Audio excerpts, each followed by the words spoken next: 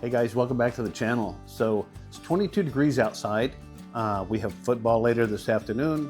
Got some time this morning. So what do you do on cold days? Some of us just hang around, lay around. I kind of did that yesterday.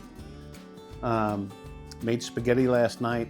This morning I'm gonna make a pineapple upside down cake. So we can have that for the game this afternoon. Let's do it.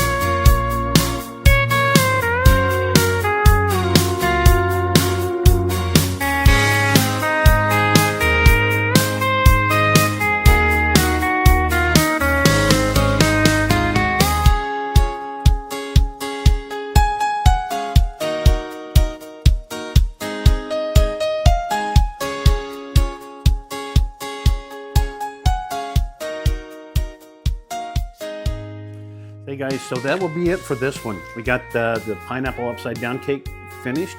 Looks really good. I'm really happy with the way it came out. I need to let it cool off some more before we cut into it and sample it, but I think it's gonna be really good. So appreciate you guys coming in. Hit the like button, comment. You can subscribe right up here. Again, I really appreciate you guys coming in to watch my videos. It means a lot to me. So hopefully I'll see you on the next one. See ya.